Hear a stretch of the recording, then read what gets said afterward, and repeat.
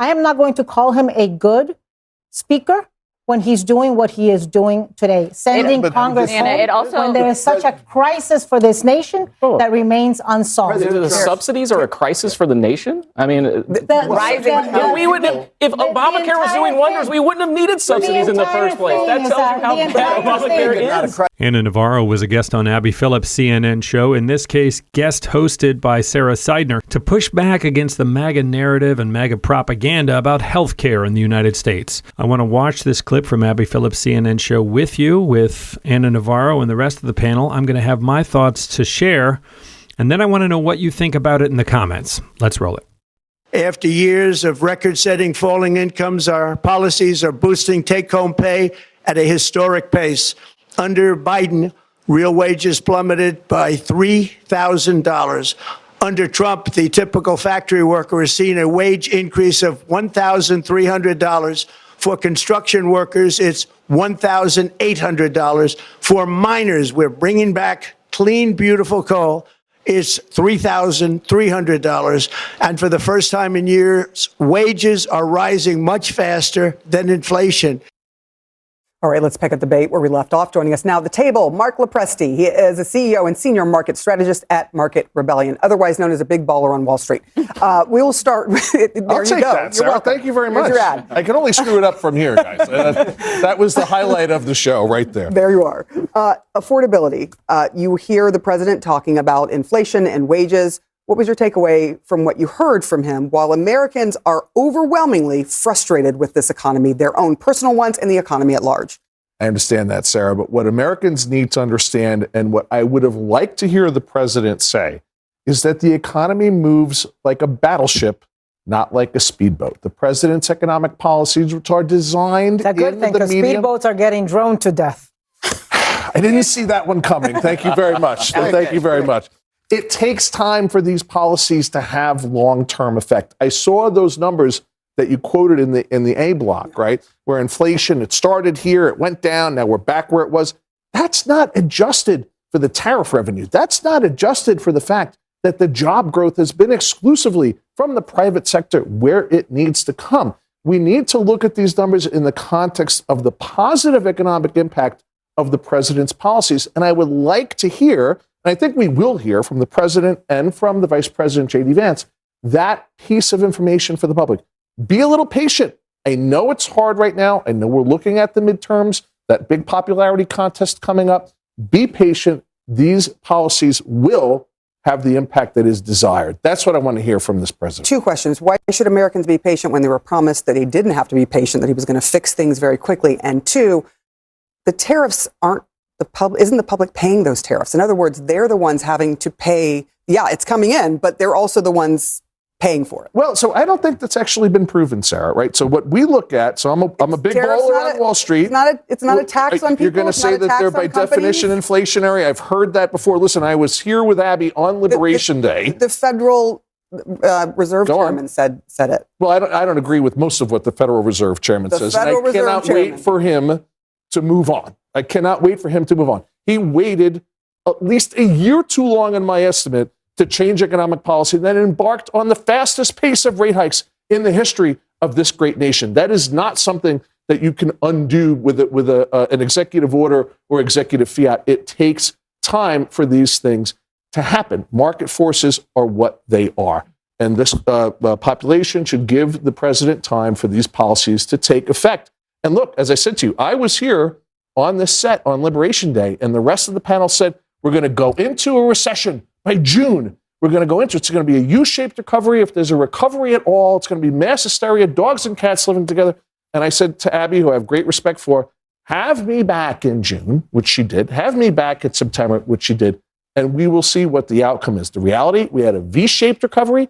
We had 3 quarters of corporate earnings growth, quarter over quarter, that were historic. Yes. And earnings growth showed that corporations do not, ipso facto, need to pass the cost of tariffs along to the American public. They don't need to. When you say corporations are making the money, the problem is the American public is not. And that is where the problem enters. He's speaking like a Wall Street guy. Right. If you have a stock portfolio in Wall Street right now, you're doing very well, whether it's because of an AI bubble or whatever reason. If you're looking at your stock portfolio, you're feeling pretty good. The problem is that Americans who don't have a stock portfolio, Americans who don't have thousands or hundreds of thousands of dollars in savings and are having to make do with what they earn, with unemployment numbers going up, with grocery prices going up because of tariffs, because the doll prices going up, are having sticker shock because, they're looking at the cost of healthcare going up 100%, 200%.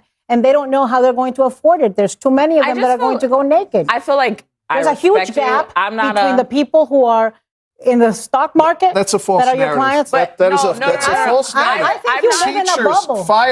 All right, now let's unpack some of this a little bit. So this Wall Street guy says it's a false narrative that people are worried that they can't pay their bills, and Anna Navarro is saying they're going to go naked in terms of healthcare. Like, the rich can tell us that this is a false narrative all they want. I'm not trying to tell you how to feel. I'm just saying when you go out in the world and you buy Christmas gifts and you look at your health insurance costs, I mean, prices at the pump have stabilized at about $3. That's great. I think that the best news that I've sort of been able to amalgamate across all of this is the economy is not as bad as we were afraid it was going to be. So I will grant that once these tariffs started to fire off, we thought, this is it, man. This whole thing is going to collapse. And it doesn't seem as though that has happened yet. Things in some sectors have continued to get worse. Some things you can't, tariffs aren't going to make the housing market any better, right? So you can't look at affordability all as a single thing. It certainly is something that describes the feeling in our pocketbook when we look at what we're making versus what we have to spend. I think health insurance is a sharp one. I have a friend who is self-employed and who has to get his health insurance through the marketplace, and he is seriously considering simply going without health insurance. The cheapest plan available to him is just under $1,000 a month just to have the insurance. And then there's like a $10,000 deductible. So he pays everything out of pocket up to $10,000. That's on top of the almost $1,000 a month. So you're looking at like $21,000 a year before insurance covers anything. That's insane. The Republicans now are saying, oh, we just need time. We need time. These magic policies will work. They come into office screaming fire, that the sky is falling, that they're going to fix it on day one, and then they stall for time. Oh well, it's going to take. We need a little more time with the Epstein files. We need a little more time to fix it. We got a healthcare plan. We're thinking about it. We're working about it. And the shutdown now. We promise to have a vote later. Mañana. Don't worry about it. We just need a little more time. More time. And all of these dudes with Rolexes come on here and tell us how great the economy is. And I think that the other panelists make a terrific point. For whom? For whom? Right? If Coca-Cola is showing record profits, that's good if you work for Coca-Cola, if you're the CEO of Coca-Cola, or I guess that's good if you're invested, if you have stock in Coca-Cola. But I don't know how that trickles down to us. That's the Reaganomics that they've been selling, is like, well, you got to let the rich get richer and then it'll all trickle down, except it doesn't. It doesn't trickle down, does it? Teachers, firefighters, people that have pensions, which are average, everyday, blue-collar people, as well as professional white-collar people, they are in Wall Street. Yeah, but they don't control their stock portfolio like I do, or you do. Well, but here's the thing. Hold on a second. Here is the number. And they're not getting the dividends until they have to. They're not getting them. So right now they have to live on their paycheck. It is. Here is the number. About 62% of U.S. adults own stock. And that includes people who are, but that leaves a hell of a lot of Americans who don't. And for many people, it is what they use in retirement. It is not what they use when you go to the grocery store. I am not a Wall Street baller, so I will take what you say as your theory of the case. I think, again, last year there was a lot of people, a lot of economists that had a different theory of the case around be patient. Joe Biden's economy is moving. It is really, really hard to be patient when your bank account says zero or negative and it keeps going lower and lower. people, whether you have stocks or not, because when you go and you cash in on your retirement, you get a penalty. It's not a false narrative to acknowledge people's pain. 100%. And pain and patience don't really go well together. It's a real hard thing. And I worry that there is just this disconnect with most of Americans. There is like a small percentage, probably if we're at this table, we are not even in the pain place and proximity to pain, but we know people. There is a disconnect on really what is happening on the ground, not just in blue states, not just in red states, but at kitchen tables, at homes where parents are not eating a meal so that their kids can eat. And it is really hard to understand what a U economy, a V economy is when the only letter they see is a O because it's a zero in their bank account. So here's my question. I totally respect that, and I sympathize for that. I really, really do. But the economic driver of growth, the biggest job creator in the history of this country, right, is private enterprise. And if we bring interest rates down, and this is what makes me so crazy, corporations' largest cost of capital, by and large, is their cost to borrow, particularly small business with 50 or less employees, which is also where most of the job growth happens in this country. When you have interest rates that remain artificially high and inflated for as long as they have because of bad economic policy, you are stifling job growth and you're helping to perpetuate that problem that I 1,000% sympathize with. Because private companies drive growth in America. No question about that. That's right. The amount of growth, the amount of wealth this country has generated over the past 15, 20 years is gargantuan. It's beyond imagining. It is. And far too much of that money, this is what the American people have been telling politicians for years. Far too much of that money went to far too few people in far too few zip codes. There's this obscene maldistribution of wealth. Yes. And now that the pinch is coming as prices rise and they see people, beyond the imagining of world history getting rich and Trump palling around with them and rewarding them more, I'm not sure how long their patience is going to wait. There is a populist revolt. He was elected partly by it, and he's not addressing it. Well, I think that's part of why we saw the speech we had today. He saw what happened in November. He saw what happened in New Jersey. He saw what happened in other parts of the country. There is a concern, right, that the midterms will end up not so great for the Republican Party. If you look, historically speaking, at the implementation of tariffs by presidential administrations and what happens in midterms, it's not great. It's not a great narrative, which is why I want to hear this president and the vice president say, give it time. It is working. We didn't have the tariffs drive us into a recession like so many people said. And on an inflation-adjusted basis and a tariff revenue-adjusted basis, we're doing pretty well. I just want to end with this stat that the top 10% of U.S. earners account for nearly 50% of all consumer spending. That sort of K-shaped economy is what people are complaining about because that's a very few that are fueling the economy to make things like Wall Street look good. By the way, I just read a few tweets. He interrupted the finale of Survivor.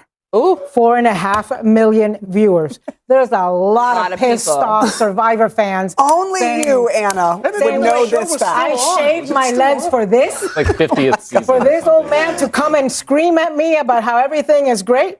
Well, I'm not a fan of Survivor, so I can't really speak to Anna Navarro's point there, although I do agree that it's just another indication of how out of touch. I mean, Trump, of course, is going to assume that everybody's going to be delighted to hear from him and whenever he decides he has something to screed about, the thing to me is that Terry Moran really put his finger on it. So you can even grant the Wall Street guy that private industry, job creation, blah, blah, blah, blah, blah, okay, economics. Fine. That's fine. I think that might even be true in a capitalist society. That doesn't say anything about regulation. That doesn't say anything about the government managing antitrust laws. That doesn't say anything about corruption or safety net programs. So, if we grant that capitalism is the most successful economic engine in the world, and I'm not an economic, that might be wildly untrue. Let's just give him that assertion for the moment. Why is it in a country that has reaped so many benefits that we're looking at some people still going hungry? in this country. And I think you can apply this to the world. There's plenty of wealth and food production in the world to feed absolutely everybody and to eliminate war and all of that stuff. But just focusing on America first, if you will. There's absolutely, we can't be both the richest country in the world and not have enough money to take care of our people. Right? I mean, that's what you say, oh, well, we got to cut food stamps because, I mean, we can't pay for it. We got to cut these Obamacare subsidies because we can't pay for it. Where's the money going to come from? And then on the other, when they're deciding they want to be peacocks about it, they're like, this is the biggest economy. We built so much wealth. Bernie Sanders, baby, Terry Moran. Where's it going? Who's got the wealth? Right? Who's got the wealth? And that's that K-shaped economy that they're talking about, where it's like the very top 10% is basically the economy looks great because the people who are now so much richer are spending some of that money, and they're saying it trickles down. Those folds back into the corporations. So it's a sort of loop up at the top. Meanwhile, the minimum wage hasn't been raised federally and blah, blah, blah, blah, blah, blah, blah. Big government is bad if it's misrun government. Big government can be good if it's well and efficiently run. And I think that's the rub, is you have the left and the right arguing about big government, small government, and nobody's talking about well-run government. I mean, healthcare is a perfect example. The only reason why we don't have some sort of a single-payer healthcare system and treat it like a human right in this country is not because it's just fundamentally more expensive to get healthy in America. It's the insurance companies and the lobby and corruption in the government and all of that. It's fixable. It's fixable because we see other countries do it successfully. And people on the right and the left in other countries love it. So these are problems that have solutions. There's just not the political will right now in Washington to do it. And I will certainly not balk at criticizing the Democrats. For example, all of this talk about all the midterms. Midterms looks like a good shot for them in the midterms. I don't think that the Democrats can afford to simply try and coast through on an anti-Trump message. I think they have to wake up and they have to energize their message with bold, progressive policies that if they should be able to gain control, that they can work very aggressively towards implementing. They got to put their money where their mouth is. I do think that, people have become dissatisfied with the Democrats because they say the right things and then we don't see any movement. And when the Republicans are fighting, it's a knife fight, and the Democrats are like, well, but decorum. That people don't have any patience for that either. So, I think that listening to rich guys like this Wall Street dude lecture us about how great the economy is and be patient, it really does nothing but illustrate how out of touch these folks are, right? That, oh, well, the market will regulate itself. Come on. Market doesn't regulate itself. Market serves itself. Anyway, I don't think you need to be an economist to understand this affordability feeling. And you don't even need to be, whatever you classify as poor to be feeling it, right? I think that all of us are feeling the pinch of it, from housing to healthcare to groceries. Even the fact that gas is sort of stabilized at around $3 a gallon. Let me know what you think about all of this in the comments. Are you feeling this affordability stuff? Are you in another country and wondering what the hell is going on in America? Or are you one of the fortunate ones that bought a bunch of Apple and Google stock 20 years ago and are sitting pretty? Or you went in on crypto and now you're a multimillionaire. Maybe you just hit the lotto. Somebody, I think it was Arkansas, somebody just won $1.8 billion on a lottery ticket. They're going to take home $800 million if they cash it in. Insane. I sincerely, for them, I hope that does not destroy their lives.